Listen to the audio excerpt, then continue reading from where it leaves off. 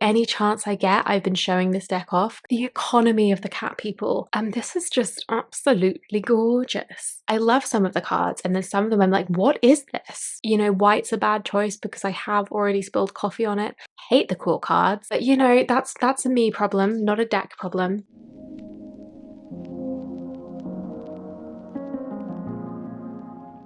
Hello everybody, it's Sylvie. Welcome or welcome back to Tarot Magpie. I hope you're doing all kinds of good.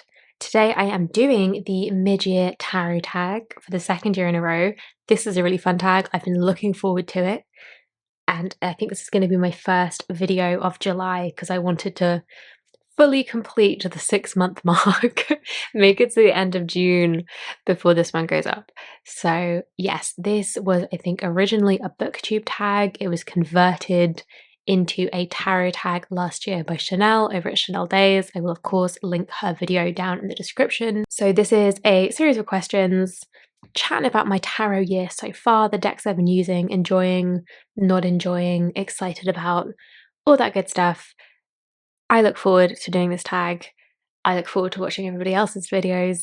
It's a good one. So without further ado, the first question is favourite deck you've used so far this year? It's the Goddess of Love Tarot with this cute wee bag I made for her. I mean, it's fine. So I've been having such a moment with this deck, especially in the last couple of months. I use this every day in Taurus season. This was my daily pull kind of semi-study deck. I already knew that I liked this deck, and then I just really fell in love with it in Taurus season, which is very appropriate because it's the Goddess of Love, which I was using because Taurus is of course a Venus-ruled sign, and we really hit it off. I just love it, and I really love the guidebook. This is not a new deck this year. I got this when it launched, actually, last September. So I've had this for a wee while, but I've been really working with it the last few months, completely falling in love. I love the guidebook. I have started reading a couple other of Gabriella Herstick's books, and I think it has to be my favorite just because I feel like it's inspired it's really inspired me to go a little bit deeper with the themes of this deck, really dig into the guidebook, and like I say, kind of start digging into some more of Gabriella Herstick's work. So I think it had to be my favorite, and I couldn't tell you what other deck I would call my favorite of this year so far. So it's this one, it's the Goddess of Love. Prompt number 2 is a new deck that came into your collection this year, and I'm shouting out the pocket archetypes again. I did a whole video featuring this deck, and then I did a second video in which I also featured this deck, pairing it with some other things. But this is a new one to me. This is the mini edition that came out a couple months ago, but the larger edition has been out for quite some time. So this is a new one to me because I've not had any edition of this previously, but I have been seriously loving it. I am really liking working with the archetypes. Should we zoom in a bit? These are quite wee cards. There we go. I'm really liking working with the archetype energy in general. That's something I've been enjoying in various ways for some time now. I like Kim Kranz's artwork. I like using her artwork in a spread. I won't go into too much detail because that was kind of the whole point of the other video that I made. I'll link it. But yeah, and the guidebook for this is also really cool, although it's blooming hard to use. It's tiny. It's impractically small. I can see just fine, like I can read it, but functionally, like physically speaking, it's deeply impractical, and that bothers me more than the tiny font, if I'm being honest.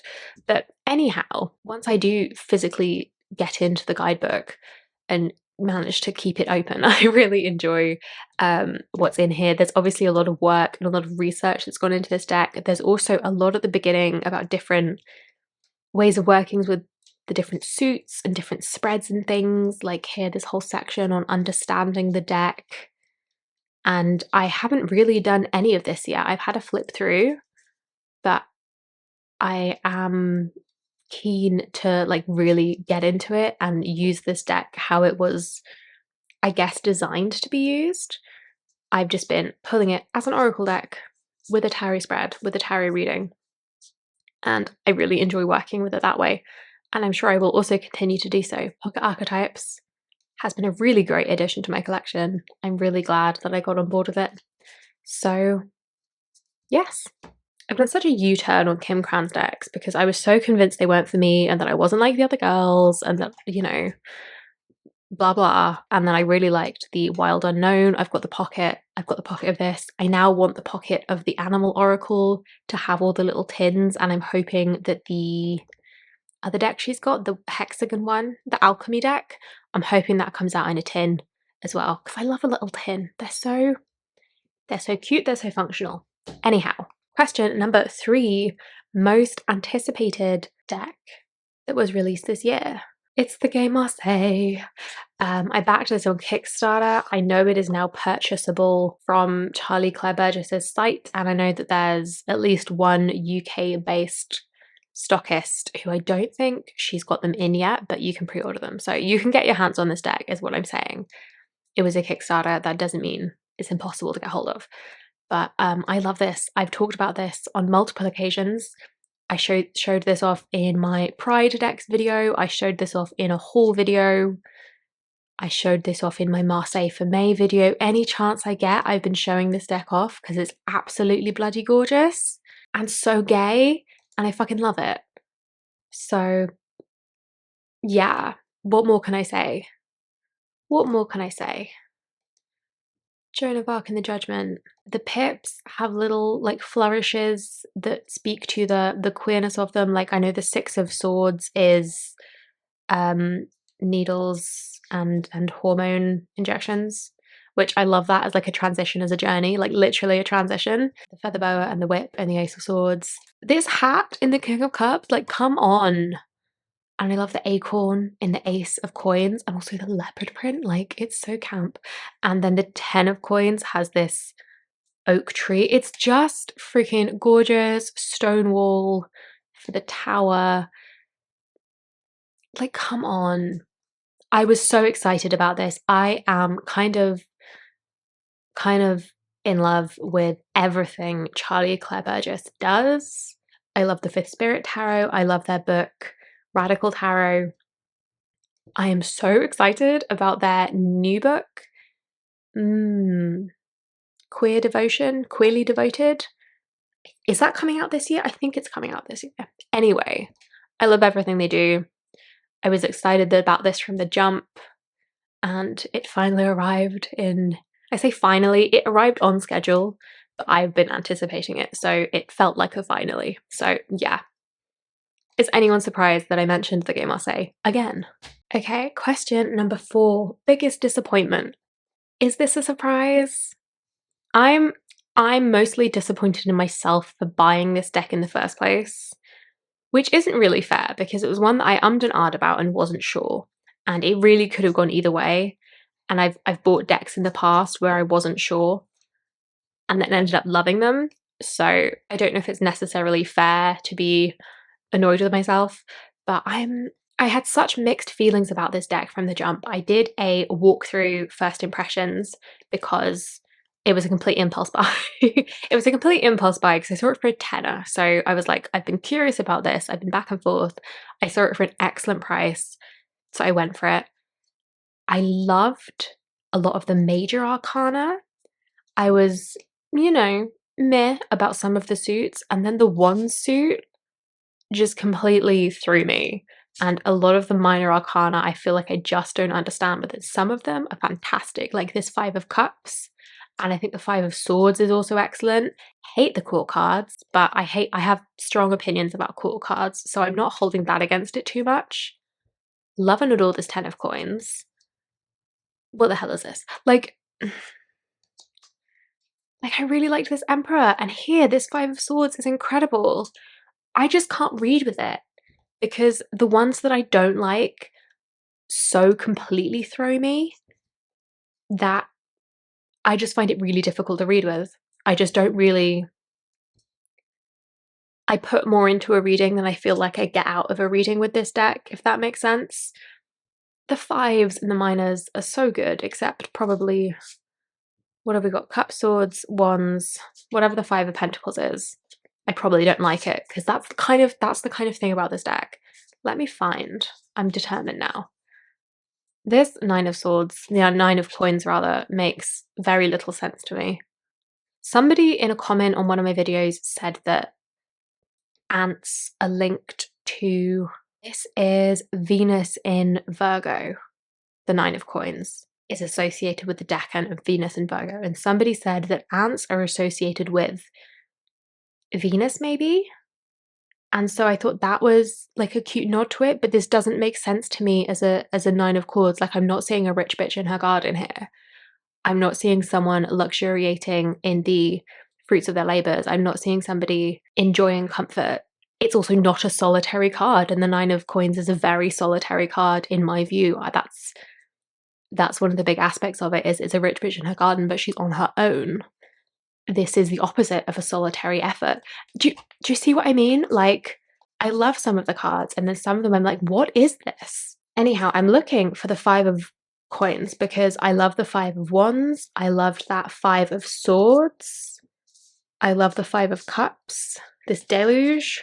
And it would be just typical of this deck for me to then hate the Five of Pentacles. Like, that's my issue with this deck, is that, like, I like so much of it, and then it does something like these geese are flying in the wrong bloody direction. Like, it's just when I don't like it, I really don't like it, and I can't get past that at this point. Like, why are we crying in the Nine of Cups? Like, this is lovely, a lovely Two of Coins. I'm not convinced that I see the meaning of the Two of Coins in it. And a lot of these cards, if I read the guidebook, if I sit with it, I can kind of come to a conclusion, but it's just not worth the effort. Adore this Empress, one of my favorite Empresses, I think. She's cultivating. She's very actively cultivating. And it really flies in the face of a lot of the masculine equals active, feminine equals passive, which I hate that for multiple reasons. But this is an active Empress, and I really enjoy that. And here's the Five of Coins. Okay, do you know what? Actually, I don't hate this. I don't love it. It's not as evocative to me as these three, but at least it's on theme. This is my biggest disappointment of the year so far. And it's partly my biggest disappointment because the bits that I love, I really, really love. And then the bits that I don't love piss me off all the more. Do you know what? I don't remember what I said about this the first time around, but I think I like this for the sun.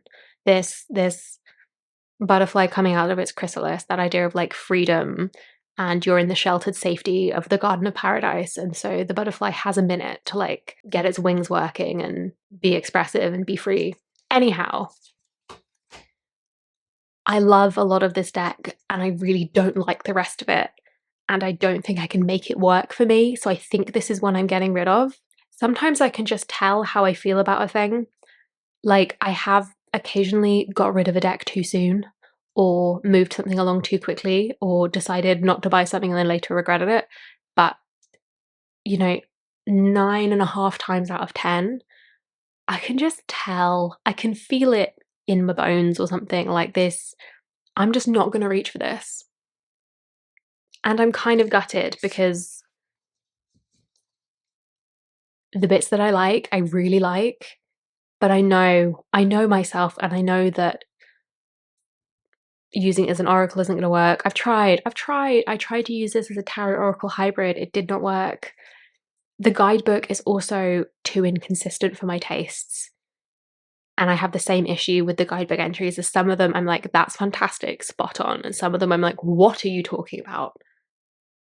So, Tower of Tails, biggest disappointment. All right, biggest surprise is the Jupiter Tarot, Jupiter Power Tarot. This is by Six Sad Girls. I actually got this towards the end of last year. I think it came in that weird liminal space between Christmas and New Year. This deck smells incredible. You can't tell. That's just for me. Okay, so this is my biggest surprise because I expected to like it. I wouldn't have got the deck if I thought that I wouldn't like it. But I did have that thing where I was like, "Oh yeah, this is really cool. I'll back it." And then I arrived and I was like, What am I gonna do with this?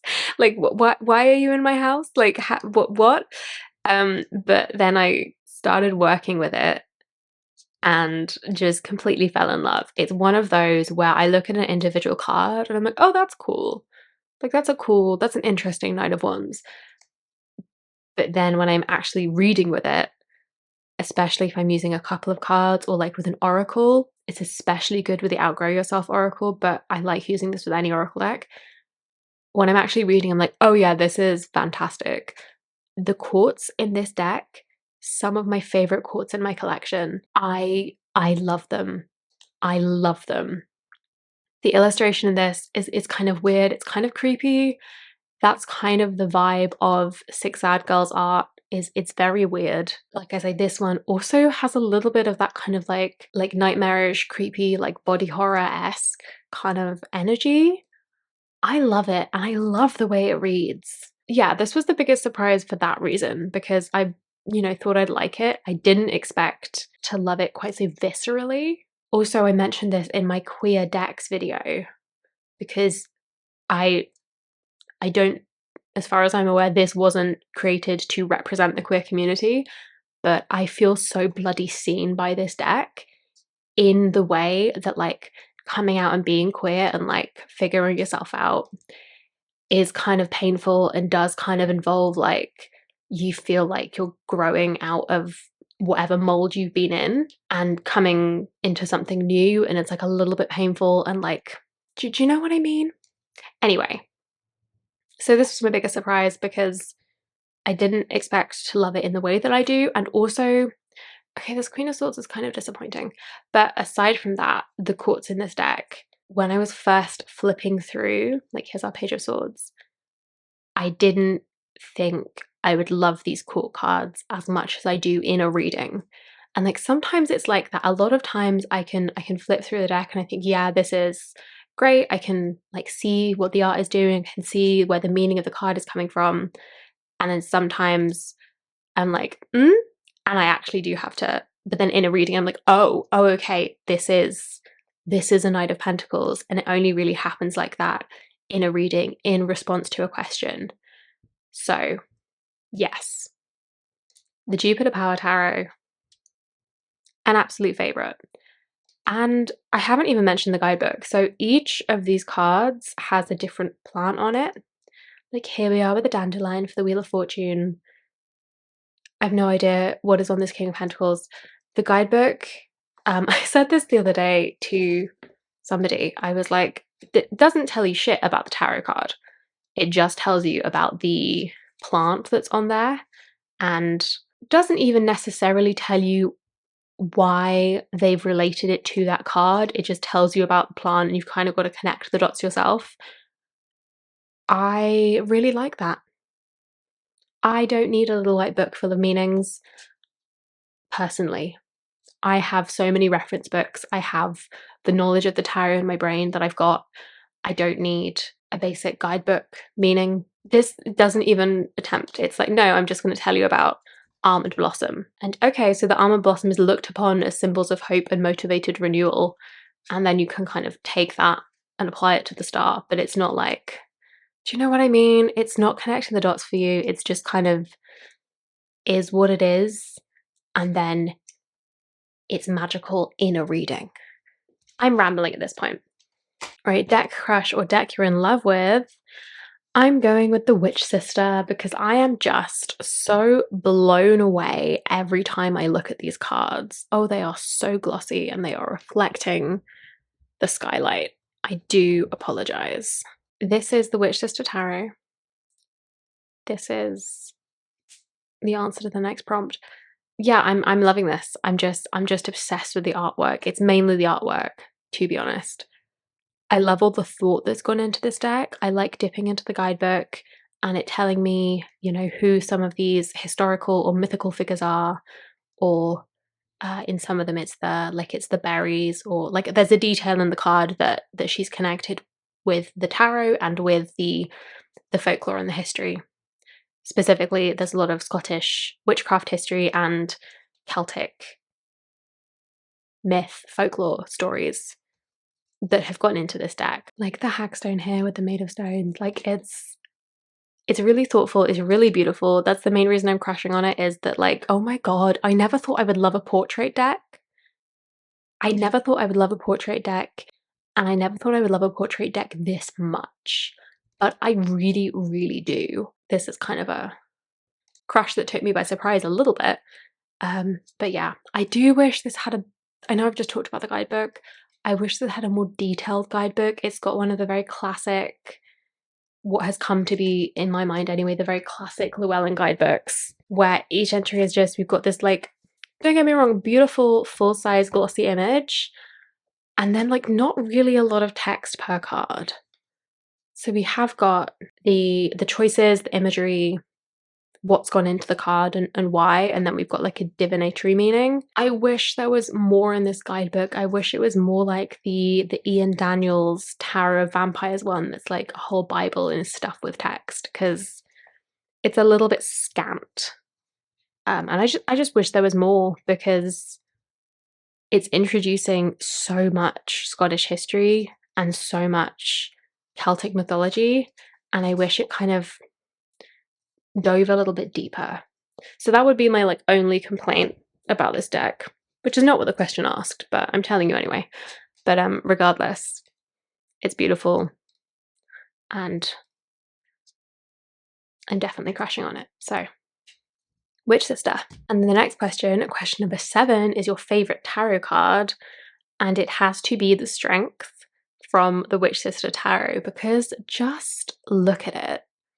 Just look at the energy in this card. The colors are so beautiful. I'm trying really hard to not reflect everything in this room, but it's very glossy cardstock. Like the colors are stunning. And I feel like there's a connection between the figure and the cat. Scottish Wildcat, I would hazard a guess, but I don't know. I feel like they're connected, which feels very Strength. I don't feel like, this is not a domesticated cat. It's not taken that view of the Strength card where we're like domesticating the inner beast. The inner beast is still pretty wild and feral, but they're very much on the same wavelength, and that feels very Strength to me. But mainly it's just gorgeous. There is so much energy in this deck. It is potent. I've said this a couple times. I said it in my summer decks video, because this whole deck feels like there's a thunderstorm about to happen. Like there's just so much kind of energy in the air. I feel like it's like full of static electricity or something. Do you know what I mean? Anyhow, it's gorgeous. All right, prompt number 8 is the deck that made you happy. And this is very straightforward. The deck that made me happy is the Wildwood Tarot, because it was a gift. The lovely Imogen of Sapling Tarot sent me this deck. Thank you very much, Imogen. Have I really touched or read with this yet? No. But in fairness, I've only had it in my possession for just over a week because I was away and blah, blah, blah. I will dig into this, and I'm really looking forward to seeing how I get on with this. I spoke about the Wildwood and the Druidcraft because in my mind they are one and the same. I realise they're different decks. But I spoke about the Wildwood and the Druidcraft in my... I did a video of like, why don't I have these decks yet? And I discussed at length why I do not yet have, or did not yet have, the Wildwood and or Druidcraft, but I've been very curious about them for a long time. I have been interested, I'm always interested in learning more about ancient British history. For context, I studied archaeology. I grew up like next door to Stonehenge and Avebury stone circles, so like I was like in that landscape, and I care a lot about it, and I'm always interested in learning more history. I am intrigued to see what this deck has to say.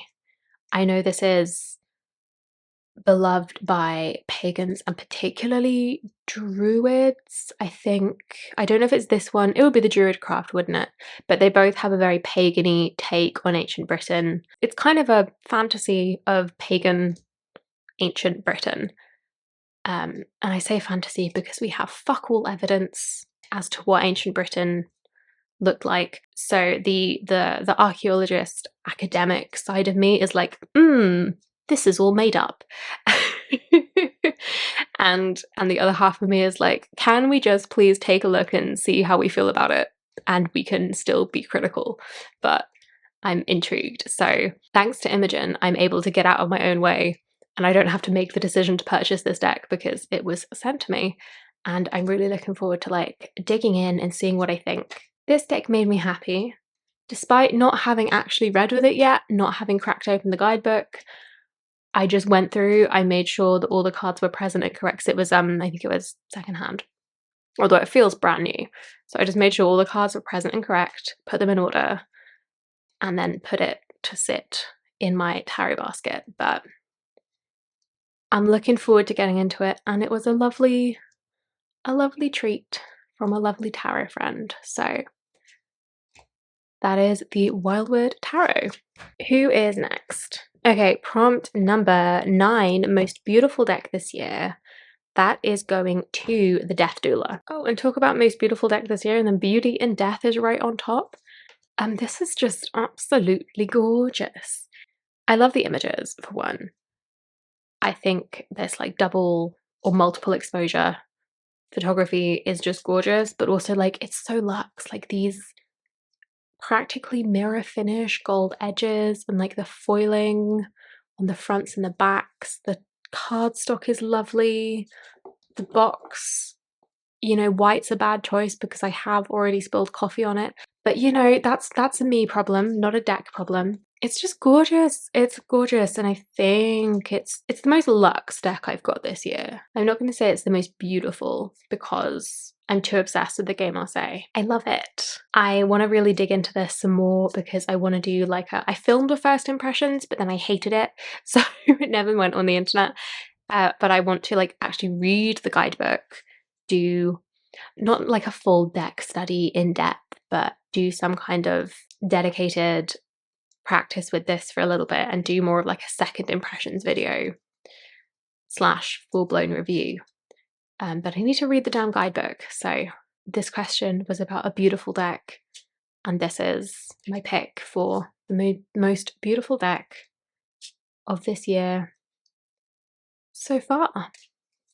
Okay, question number 10 is what deck do you want by the end of the year or are still waiting on? And like so many, there's a whole bunch of decks coming out this year that I'm excited to get my grubby little hands on. Many Queens Tarot is going mass market. I have already pre-ordered it because the indie version was on my wish list for ages. I can't think of another one off the top of my head, but I know that there's a bunch of decks that are still coming out. For new decks, I really want a copy of the Supernova Tarot that recently launched, but that one is expensive. It's expensive for a mass market, so I'm waiting for that to come down in price or go on sale or something. The answer to this question is the Deleted World Tarot, which I backed on Kickstarter last year, and I'm still impatiently waiting for. Again, I say impatient, it's because I'm impatient. I don't think it's running behind schedule. I think it's kind of still on track. I just want it.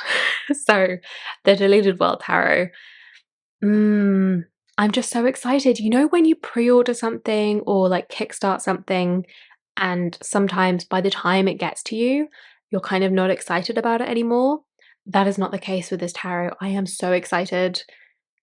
It's this like very cool art style. I'll put some pictures from the Kickstarter on the screen, but it's got this kind of like glitchy technology.